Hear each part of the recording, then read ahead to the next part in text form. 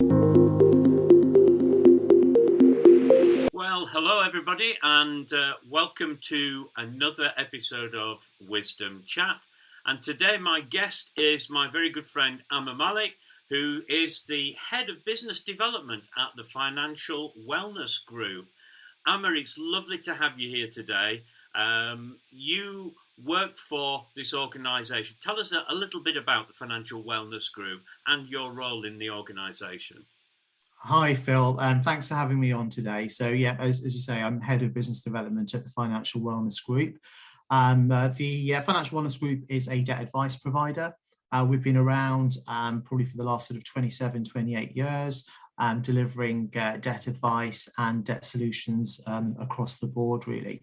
My role very much is focused on sort of engaging with external stakeholders and driving awareness of debt advice and solutions within those organisations.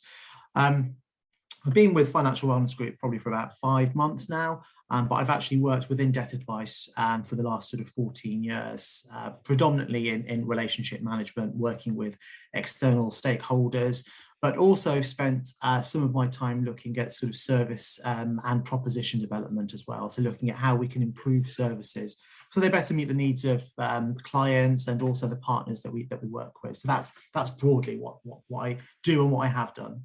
Yeah, thank you for that. I mean, you and I have known each other for a good number of years, and in that relationship management side, we've worked very much together, haven't we, in different sort of capacities. And I think we can both safely say, from even our backgrounds, that there are some real key issues that people are facing, not just today with rising costs of living and everything, but we've noticed certain patterns of behaviour that have been there for quite some time. Like, for example, why does it take people so long to acknowledge and accept that they need help and ask for help? And that's been quite a sort of key thing that we were chatting about the other day. I mean, what are your thoughts on that, Amma? Yeah, definitely. I think it's something that, as a sector, as a debt advice sector, I mean, we grapple with constantly. It's a constant challenge, really, because we know that people reach out for help and support much later than they should. Our research and actually research from across the industry suggests that more than half of the people that access debt advice wait more than a year to do that. And actually, what we tend to find is that the longer you wait, the longer you leave it, the less options you have available to you, and the less solutions that there might be available that might help you manage your situation. So it's a real issue, and it's a real challenge. I guess. Yeah. I guess one of the things that I've seen over my time in working in the debt advice sector is that it's the sort of the reason that people fall into difficulty, and generally what we tend to find is that, or what we have found up until this point, and that may shift and change as we move through this cost of living crisis, but what we found up until now is that people tend to fall into difficulty because they are suffering from a life event. So it could be something like a change in the work situation, so a reduction in their work in their hours at work. It could be a new baby in the household that means that there's additional cost. It could be illness that again reduces income, or it could be a relationship breakdown. Any one of these sort of life events, and I think lots of us are in a position lots of us are in a position to be able to cope with that life event or manage our way through it. But actually, there are some people that just aren't in a position to do that. And what we tend to find is that starts the spiral of problem debt. And people tend to wait too long to access support rather than accessing support at that particular point when they start to experience that life event. But they sort of feel that they can sort of cope and manage, really. Yeah. I do get that. I do understand it. And I mean, when you're talking about life events, there are many life events, and maybe some people listening today are thinking of their own life events that you've not listed. I mean, for example, redundancies, losing your job. I went through 3 redundancies in a 2-year period, and it's interesting that when you come out of it and you're back into work, people around you say, oh, everything's okay now. And yet what we don't realize, it takes time for people to recover from those things. And then when we think about, for me, for example, why I took so long to ask for help, and interestingly, it was your previous organisation that actually gave me the really needed help at the time that I needed it, which was fantastic, and it really taught me an awful lot. However, the waiting side, I honestly, like you were rightly saying, thought that I had a plan in order to get us out of the situation and put us back in a resilient place as a family, as a couple, and it was only the actions of another organisation, in this case a high street bank, that actually put us into an even worse situation. They closed our account down, and sometimes, people will not ask for help because they're afraid of what will people think, what will people do, how will I be treated. And I know things have come a long way, and I will say this to our listeners, things have come an awfully long way in terms of how people are being treated when they've asked for help. But back then it was a difficult time, and you've got lots of experience of that in terms of the organisation you used to work for. And yeah, absolutely. I think there's lots of reasons why people don't engage. So in the first instance, I think there is that taboo, isn't there, that surrounds money, and especially debt. There's that stigma that's associated with being in debt, and I guess how other people might perceive it, and that just prevents so many people from accessing help sooner rather than later. And actually what they're trying to do is manage that situation in isolation, and actually that only really serves to worsen the situation, and it also takes a toll on mental health as well. Let's not forget about the link between money and mental health. It's very well documented, and people try and put coping mechanisms or strategies into place to try and manage out of their situation. So that could be things like borrowing from family and friends. It could be using other forms of credit. It could be trying to cut back on expenditure, or using savings, and all of these are short-term measures and finite resources as well, and none of them are actually very sustainable, and actually some of them can lead to exacerbating your situation as well, which ultimately means it takes people much longer to actually access the help that they need. As well, so yeah, it's definitely challenging, I think, from that perspective. I know for myself, it was very challenging, and the people that I've come across oftentimes who, like for example, one of the things that I often hear people say is, "I'm bad with money," so they've cast a judgment on themselves that society may not have actually said. But having said that, going back to what you said about stigma, I think as a society, the rhetoric is about, if you're a saver, you're good with money. If you're a spender, you're not good with money. I think it's cruel, because it doesn't take into consideration why people do either. I know people who are really good savers, but their anxiety levels are very high because they're afraid of what might happen. And I know people who are on low incomes who are very happy, and are happy when they spend it, because their reason for spending is actually a good reason.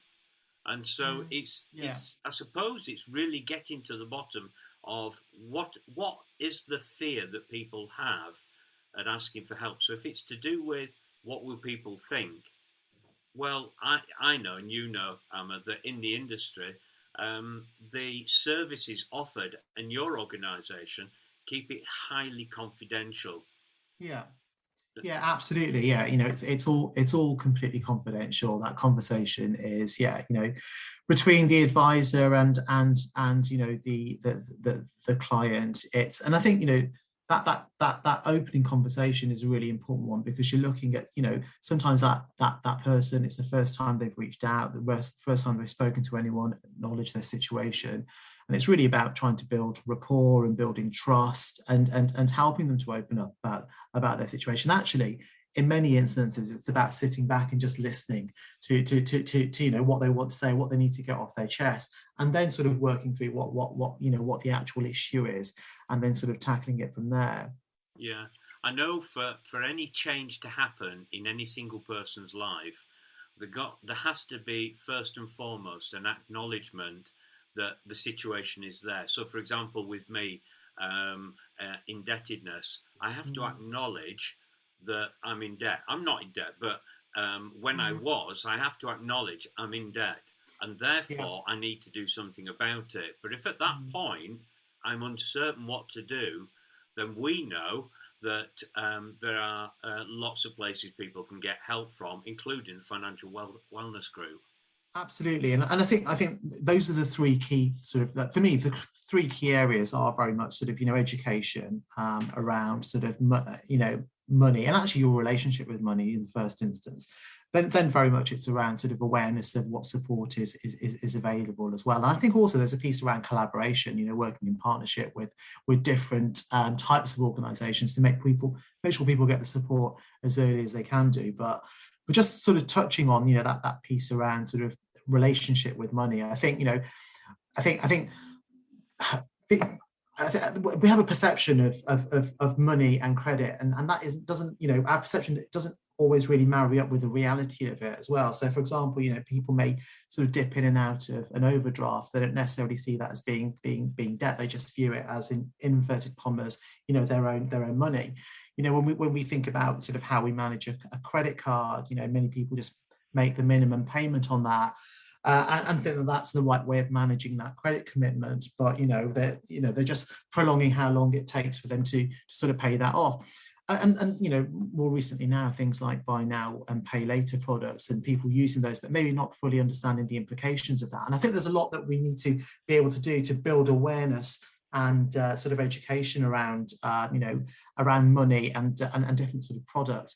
And then there's that piece around awareness of services that are available and how people can engage with them and what to expect once they do engage with them as well. Yeah, I've got a question for you, Emma. I mean, and this is us. You haven't as far back to think as me, as I'm older than you, but. But if you can cast your mind back to school days, okay, can you remember at any point in time receiving any kind of financial or money education? No, absolutely not. I didn't get anything like that at school at all. I remember, coming away to university and suddenly, being in charge of my own money in more ways than one, and being responsible for my own outgoings. And I had no training, I had no support. And actually, I think that's where it really needs to start, doesn't it? Education when you're young. And actually, when you start taking out those first sort of financial commitments, really, and there isn't anything there hasn't been anything, or there wasn't anything at that point to support you. I think there's more work being done around education now, but I think we've still got a long way to go. Yeah, I agree. I think if there was an individual who realised, I don't know enough about managing my money, what kind of advice would you give them in order to for them to equip themselves to be able to manage their money well? What would you say to them, Emma? I think in the first instance, somebody really needs to understand their budget. I think in the first instance, you need to really get to grip with, what you actually have coming in. What is your income? What's that made up of in the first instance, and make sure that you've got a full understanding of everything. And then you need to get a real handle on your expenditure, I think, as well. So what is it that you're spending? What are your different types of expenditure? So what's priority, what's non-priority, what's a debt, who do you owe money to? Really building an understanding of that in the first instance, I think, and then building from there. Yeah, when you're categorizing payments like a priority and non-priority, just to clarify for our listeners, I mean, when we talk about priority, it's those payments that have repercussions if those payments aren't made, like your rent or your mortgage. Then the potential long term is that you could be evicted or have your house repossessed.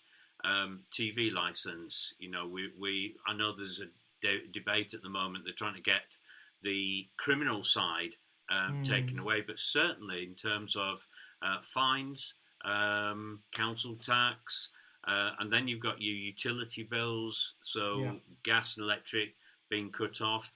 So that's what we mean by the priority payments, don't we? Whereas the non-priorities, where the implications may not be as great, there's still implications, but they're certainly not going to put you out on the street necessarily.